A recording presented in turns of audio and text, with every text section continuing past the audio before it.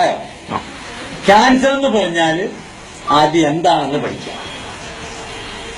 Cancer എന്ന് പറഞ്ഞാൽ കോശങ്ങളുടെ അമിത വാർദ്ധക്യമാണെന്നാണ് WHO 2009 ശേഷം പ്രസിദ്ധീകരിച്ചിരിക്കുന്നത്. അതിലിപ്പോ 2009 പറഞ്ഞിരിക്കണേ കോശങ്ങളുടെ അമിത വാർദ്ധക്യം. 2009 മുമ്പ് വരെ പറഞ്ഞത് കോശങ്ങളുടെ അമിത വളർച്ചയാണെന്നാണ്. അന്ന് നടക്കുന്ന അതേ കീമോയും റേഡിയേഷനും ഓപ്പറേഷനുമാണ് ഇപ്പോഴും നടക്കുന്നത്. ഒരു വ്യത്യാസമില്ല. അപ്പം ആയുർവേദത്തിന് പണ്ട് ആചാര്യന്മാരിതിന് വിദ്രതിയും അർബുദത്തിനകത്ത് പെടുത്തിയിരുന്നു. അത് രണ്ടിനും ആയുർവേദത്തിൽ മരുന്നുണ്ട്. നിസ്സാര മരുന്നുകളെ കൊണ്ട് ചികിത്സിച്ചിരുന്നു. അത് ഇപ്പോഴും സകല എല്ലാവർക്കോടും ഇന്നത്തെ മോഡേൺ സയൻസിനോട് നമുക്ക് ചോദിക്കണം. നിങ്ങൾക്ക് എല്ലാവർക്കും ചോദിക്കാൻ ഒരു ചോദ്യം, ബയോപ്സി എഴുതിയിടുമ്പോൾ ചോദിക്കുക, നിങ്ങൾ ബയോപ്സി ചെയ്തിട്ട് കണ്ടുപിടിക്കുന്നത് എന്താണ്? ക്യാൻസർ എന്ന് പറഞ്ഞാൽ കോശങ്ങളുടെ അമിത വാർദ്ധക്യമാണെങ്കിൽ വാർദ്ധക്യം കണ്ടുപിടിക്കുന്ന മിഷൻ ഇന്നുവരെ ലോകത്താരെങ്കിലും കണ്ടുപിടിച്ചിട്ടുണ്ടോ? അപ്പോൾ നിങ്ങൾ ബയോപ്സിയും ചെയ്യുമ്പോൾ എന്ത് കണ്ടുപിടിക്കുന്ന ഒരൊറ്റ ക്വസ്റ്റ്യൻ ചോദിക്കാം. ഇവർ കണ്ടുപിടിച്ചിട്ടില്ലാത്ത ക്യാൻസറിന്റെ കാരണവും അറിയില്ല, അത് കണ്ടുപിടിച്ചിട്ടുമില്ല. പിന്നെ ഇവരെന്താ കണ്ടുപിടിച്ചത്? അപ്പൊ പിന്നെ എന്തിനു വേണ്ടിയിട്ടാണ് ഇവര് കീമോയും റേഡിയേഷനും ഓപ്പറേഷനും നടത്തിയിട്ട് നമ്മളെ കൊല്ലുന്നത്? ഒന്ന് ചോദിച്ചത്. ഇതിനുശേഷം എത്ര പേര് ജീവിച്ചിരിപ്പുണ്ട്? ഇവര് കീമോയും റേഡിയേഷനും ചെയ്തതിന് ശേഷം 5 കൊല്ലത്തിന് ശേഷം എത്ര പേര് ജീവിച്ചിരിപ്പുണ്ടെന്ന് മോഡേൺ സയൻസ് തന്നെ തെളിയിച്ചിട്ടുണ്ട്. 3% ആണെന്ന്. ഇത് ചെയ്യാത്തവൻ 20 കൊല്ലം ജീവിച്ചിരിക്കുന്നുണ്ടെന്നും ഇവര് തന്നെ പറഞ്ഞ് പ്രസിദ്ധീകരിച്ച എല്ലാ വെബ്സൈറ്റുകളും ഇതിനകത്തുണ്ട്. നിങ്ങൾക്ക് എല്ലാം എടുത്ത് നോക്കാം. ഡോക്ടർ മാത്യുവിന്റെ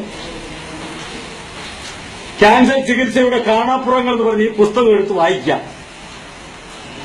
ആ പുള്ളിയുടെ ഫോൺ നമ്പർ ഇതിനകത്ത് കൊടുത്തിട്ടുണ്ട്. അതുകൂടെ ഒന്ന് കണ്ടോളൂ. 94 95 22 04 86 94 96 23 23 04. ഈ 2 നമ്പറിൽ വിളിച്ച് നിങ്ങൾക്ക് ആർക്ക് വേണമെങ്കിലും ചോദിക്കുന്നത്. മൊത്തം എന്തെങ്കിലും സംശയം ഉണ്ടെങ്കിൽ നിങ്ങൾ ചോദിക്കാം. വ്യക്തമായി എല്ലാം ക്ലിയറായിട്ട് എഴുതിയിട്ടുണ്ട്.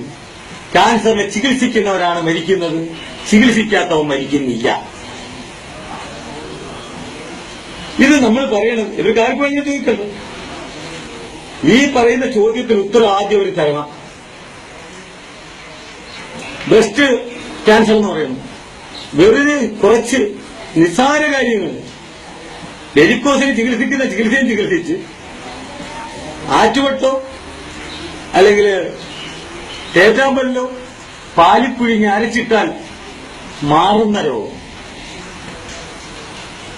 തേറ്റാമ്പലി വരച്ചിട ആറ്റുവട്ട് ഒരു വലിയ സാധനം, അത് വരച്ചിട്ടാ മാറും.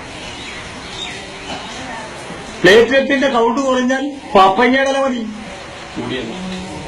കൂടിയാല് തൊഴിൽ നിൽക്കുന്ന കട്ടച്ചമ്പലത്തി കരിക്കാരി വെള്ളത്തിൽ അരച്ചു കൊടുത്താൽ മതി. ഏത് വരട്ടെ, നിങ്ങൾ ഏത് കൂടിയതോ ഏത് കുറഞ്ഞു, ഇവിടെ എത്ര എണ്ണം ഇവിടെ നിങ്ങളുടെ ഡെയിലി ഇവിടെ വരുന്നതല്ല. ഞങ്ങൾ 22 വൈദ്യന്മാരുണ്ട്. ഇവരുടെ ആരുടെയെങ്കിലും കൂട്ടത്തിൽ കൂടിക്കിട്ട് നിങ്ങൾ നോക്കുക എത്ര എണ്ണം ഇവിടെ ശരിയാവുന്നുണ്ട്.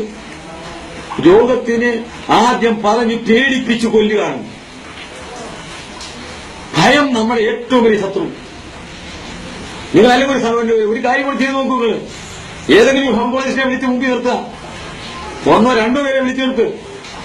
ഈ ചോദ്യം അവരോട് ചോദിക്കുക. ചോദിച്ചിട്ട് അവിടെ വെച്ച് ഞാൻ പറയുന്നത് തെറ്റാണെങ്കിൽ അവിടെ നിങ്ങൾ എന്നെ തല്ലിക്കൊല്ലും. ധൈര്യമാക്കി. തെറ്റാണെങ്കിൽ എല്ലാവർക്കും എന്നെ കൈകാര്യം.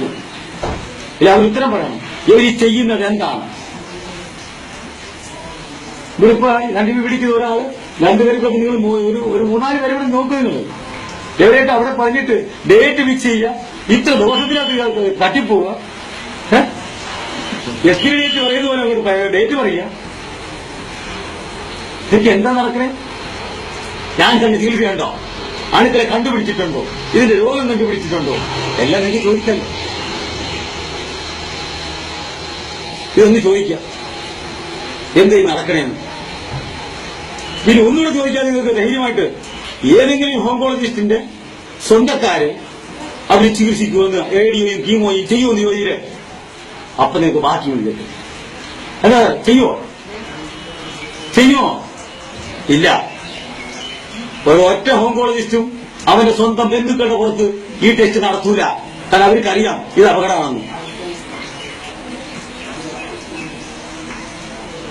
നമുക്കൊന്ന് തിരിച്ച് ചിന്തിക്കാൻ സമയമായില്ലേ? ഒന്ന് ചിന്തിച്ചൂടെ?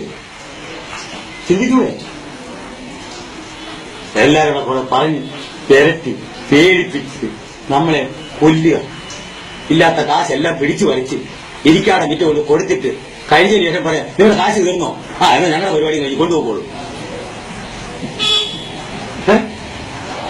ചെല്ലുമ്പോൾ പറയും അത് ഉടനെ റേഡിയേഷൻ കീമോ എല്ലാം പറഞ്ഞ് നമ്മളെ പേരട്ടി ഇപ്പൊ തുടങ്ങിക്കോലെ നാളെ കാശ് പോകും.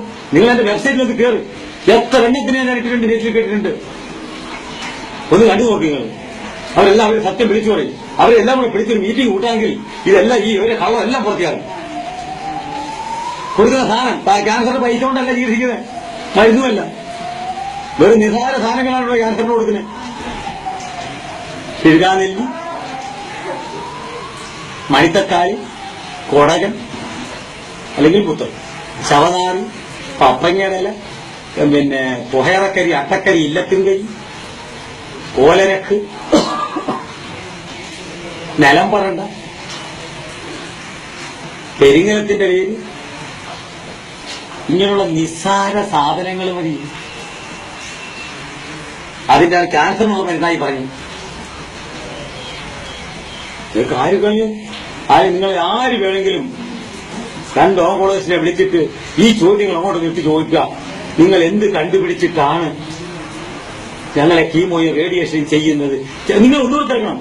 ഇവര് കീമോയും റേഡിയേഷൻ ചെയ്തവര് എത്ര ഇപ്പൊ ജീവിച്ചിരിക്കുന്നു കൂടെ പോയി നോക്കിയിട്ട് വേണം നമ്മൾ തുടങ്ങാൻ. അപ്പൊ നിങ്ങൾ ഏതെങ്കിലും ഒരു രോഗത്തിനെ ചികിത്സിക്കുമ്പോ ആ ഡോക്ടറെ ചികിത്സിച്ച 2 പേര് ഭേദമാക്കിയവർ ഒന്ന് കാണിച്ചു തരാൻ പറയാ. എന്നിട്ട് നിങ്ങൾ പോയി ചെയ്യും. അപ്പോഴും ശരിയാവില്ല. അത്രയെങ്കിലും നിങ്ങൾക്കൊന്ന് കൂടിക്കൂടെ? ഏത് രോഗമാട്ടെ ആ രോഗത്തിനെ പറ്റി ആദ്യം നിങ്ങൾ പഠിക്കും, സ്വയം പഠിക്കും. സംഗതി ശരിയാവും. കാശിന്റെ ആർത്തി കൊണ്ട് അടുത്ത് പോയി നിങ്ങൾ ആര് ചെന്നാലും ശരി, അവിടെ ചെന്ന് കഴിഞ്ഞാൽ ആദ്യം കൗണ്ടറിൽ പൈസ കെട്ടി വെക്കാനാ പറയണേ. നിങ്ങൾ രോഗം എന്താണെന്ന് പോലും ആരും ചോദിക്കൂല. ചോദിക്കുവോ? കൗണ്ടറിൽ പൈസ കെട്ടി ആദ്യം, പിന്നെ സംസാരിക്കും. പക്ഷെ ഒരു വൈദ്യന്റെ അടുത്ത് പോയാൽ ചെയ്യൂല. ആയുർവേദം രക്ഷപ്പെടാത്തണ്ടല്ലോ. അതിനും കാരണമുണ്ട്. കുറുന്തോട്ടി പോലും കണ്ടാ തിരിച്ചറിഞ്ഞുകൂടാത്തവന്റെ കൈ കൊണ്ടെന്ന് ആയുർവേദം കൊടുത്തിട്ട് എവൻ ഈ കമ്പനിക്കാരന്മാര് പറയുന്നത് കുറിച്ചു കൊടുക്കുന്നു. 10 കൊല്ലത്തെ എക്സ്പീരിയൻസ് ഇട്ടുകൊണ്ട് കഷായം പണി നോക്കുന്നു, ലേഹ്യം പണി നോക്കുന്നു, ആസവം പണി നോക്കുന്നു. അവന് കച്ചവടം നടക്കുന്നു. എല്ലാ വലിയ കമ്പനിക്കാരന്റെയും ഗതിയിലാണ്. ഞാൻ ഒരെണ്ണം നെറ്റിലിട്ടുകൊണ്ട് നിങ്ങൾക്ക് അതും കാണാം. ദശമൂലാഷ്ടത്തിന്റെ ഈ BPS വലിയ വലിയ കമ്പനിക്കാരൻ 90% കച്ചവടമാണെന്ന് സ്വയം എഴുതി കൊടുത്ത ബില്ലിനകത്ത് കിടക്കൊണ്ടു കണ്ടോളൂ. 10% പോലും മരുന്നില്ല. ചാരായവും അരിഷ്ടവും എന്ന് പറഞ്ഞുകൊണ്ട് ചാരായം കലക്കി കളർ അടിച്ച് പെയിന്റ് മണം അടിച്ചിട്ടേ പറ്റി അതിന് ദശമൂലാരിഷ്ടവും ജീരകാരിഷ്ടവും അതെന്ന് പറഞ്ഞുകൊണ്ട് ചാരായം കോരി കുടിപ്പിക്കുന്ന ആയുർവേദവും നമ്മളെല്ലാം കൂടി അതിന്റെ പുറകെ നടക്കണം. ലേഹ്യം 150 രൂപയ്ക്ക് ലേഹ്യം മേടിച്ചു കഴിഞ്ഞാൽ 90% കച്ചവടം കഴിഞ്ഞാൽ 10% 14 രൂപയുണ്ട്. തേങ്ങാപ്പിണ്ണാക്ക്, ശർക്കര, എസൻസ് അല്ലാതെ വേറെ എന്ത് തരാൻ പറ്റുമെന്ന് ചോദിക്ക്. ഏത് കമ്പനിക്കാരനെ വിളിച്ചു? കൈക്കാട് മൂസായിക്കോ, കോട്ടക്കലായിക്കോ, നാഗാർജുന ആയിക്കോ, ഔഷധി ആയിക്കോ, എല്ലാരും വിളിച്ചു. ചോദ്യം ഈ കഷായം എങ്ങനെ കേടാവാതിരിക്കുന്നതെന്ന്. ആദ്യം കീടനാശിനി അടിച്ചു വെച്ച് കീടനാശിനി കൊണ്ട് തന്നിട്ട് അത് നമ്മളെല്ലാവരും പോയിട്ട് അത് കുറിച്ചു കൊടുക്കാൻ അവന്റെ ബിനാമികളായ BAMS ഡോക്ടർമാർ അവര് സ്കൂളിൽ പോയി. അവരവിടെ ചെന്ന് ഇത് പഠിച്ചേച്ച് കമ്പനിക്കാരൻ റെപ്രസെന്റേറ്റീവ് കൊണ്ട് തരുന്നു.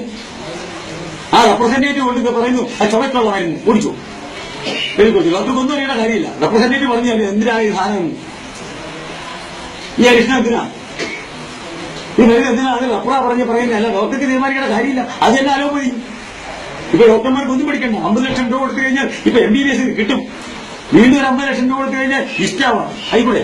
കാർഡിയോളജിസ്റ്റ്, ന്യൂറോളജിസ്റ്റ് 50 ലക്ഷം കൂടെ വീണ്ടും കൊടുത്താൽ ഇവര് വന്നിട്ട് റബ്ബ് എന്ന് പറയുന്ന അതാണ് ഇതിന് ഇന്ന സാധനം കൊണ്ട് കൊടുക്കരുതെന്ന് പറയുമ്പോൾ അവരെ കുറിച്ച് നമ്മൾ തരുന്നു. അവരെന്താ ഇരിക്കുന്നത്? 20 വർഷത്തിന് മുമ്പിട്ട് വേണ്ട കമ്പനിക്കാരല്ല ഇപ്പോഴത്തെ കമ്പനിക്കാർ. ശരിയെടുത്തോ? മെഡിക്കൽ റബ്ബാ നമ്മളെ ശീലിപ്പിക്കുന്ന കമ്പനിക്കാരുടെ റബ്ബും കൂടെ അവര് പറയുന്നു ക്യാൻസർ നീ മരുന്നെന്ന്. അതിൽ അവര് കോരി കൊടുക്കുന്നു, ഓപ്പറേഷൻ ചെയ്ത് കണ്ടിക്കുന്നു, മരുന്ന് കൊടുക്കുന്നു, ലക്ഷങ്ങൾ അടിച്ചുകൊണ്ട് പോകുന്നു. ഇരിക്കാതെ തീർന്ന് നിങ്ങളുടെ പൈസ ഇല്ലാത്തവരെല്ലാം രക്ഷപ്പെടും. ആരെ കയ്യില് ക്യാൻസറെ ചികിത്സിക്കാൻ കാശില്ലാത്തവരുണ്ടോ അവരെല്ലാം രക്ഷപ്പെടും. കാശുള്ളവരൊന്നും രക്ഷപ്പെടില്ല. അത് സത്യം. അത് ഈ കാശ് കൊണ്ട് ഓടുക രക്ഷപ്പെടാൻ അവിടെ പോയി നശിച്ചുകൊണ്ടിരുന്നു. എന്താ ശരിയാവില്ലേ? അത് ഇത് രണ്ടും കൂടെ കൂടി കഴിഞ്ഞിട്ട് നമുക്ക് എന്ത് ചെയ്യാൻ പറ്റുമെന്ന് പറ. രക്ഷപ്പെടാൻ ഒറ്റ വഴിയുള്ളൂ. നിങ്ങൾ കഴിക്കുന്ന ആഹാരം നേരാമണ്ണം കഴിക്കുക, നേരാമണ്ണം ചിന്തിക്കുക, കാശിനുള്ള ആസ്തി കുറയ്ക്കുക, പ്രശ്നം സോൾവ് ആവും. ഇല്ല കാശിന്റെ പുറകെ ഓടും, അവസാനം പിന്നെ വേണ്ടാത്തയും കേട്ടിട്ടില്ലാത്തയും രോഗങ്ങൾ പിടിച്ച് ചാവും. ഓക്കെ.